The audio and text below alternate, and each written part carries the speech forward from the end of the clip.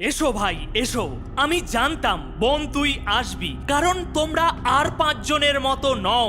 তোমরা জীবনে কিছু করে দেখাতে চাও, টপার হওয়ার স্বপ্ন তোমার চোখে জল জল করছে। শোনো তাহলে বলি কি, এবার যেগুলো বলবো একটু মনোযোগ বাড়িয়ে কথাগুলো শোনো। এই দুনিয়া ভীষণ স্বার্থপর, শুধু রেজাল্টই দেখে। নাম্বার যদি কম আসে তাহলে হাসি মুখে অপমান করার লোকের কোনো অভাব হবে না। যদি অপমানটা শুধু তোমাকে করা হতো তাহলে ততটাও গায়ে লাগতো না। যখন কেউ ফেল করে বা ফেল করতে করতে পাশ করে, তখন মানুষ সেই ছাত্রটির কম তার বাবা মায়ের বেশি মজাক ওড়ায়। নিজেই ভেবে দেখো যেটা বললাম সেটা সত্য কিনা। তাহলে তুমি কি মেনে নিতে পারবে যখন খোলা বাজারে তোমার পিতা হাসির পাত্র হবে, তার মজাক বানানো হবে? ছেলে পরীক্ষায় কামলা পেয়েছে, এই লোভনীয় বিষয়টি নিয়ে চর্চা করতে তারা ভীষণ মজা পাবে। তাই সুযোগ পেলে কিন্তু কেউ ছাড়বে না।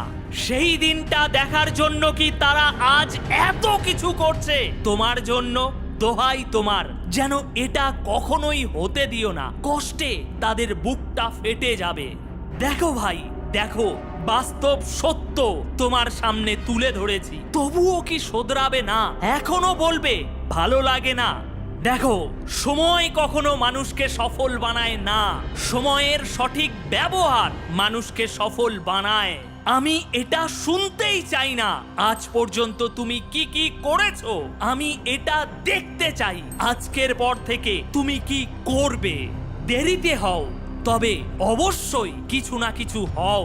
রাস্তায় দেখা হলে পরিচিতরা তোমার ভালো মন্দ জানতে মোটেও আগ্রহী হয় না, তোমার বর্তমান অকাত জানতে তারা বেশি উৎসাহিত হয়। তাই নিজের ভবিষ্যৎকে নিয়ে মোটেও খেলা করো না। প্রতিটি দিন তুমি এক একটি করে ইট গাঁথছ তোমার ভবিষ্যৎ দালান বাড়ি। তবে এই ইট গাঁথার সময়টি কিন্তু নির্ধারিত, শেষ হয়ে গেলে আর কিন্তু সুযোগ পাবে না। তাই খুব সচেতন হয়ে কাজটি করো। কখনো কখনো জীবনে অনেক কঠিন সিদ্ধান্ত নিতে হবে তোমাকে, তবে সেই সিদ্ধান্তটি একদিন জীবন বদলে দেবে তোমার। আজ তাহলে এখানেই থাক, আমি কাল আবারও ফিরে আসব তোমাকে পড়তে বসাতে, তোমার ভিতরে অক্সিজেন প্রবেশ করাতে।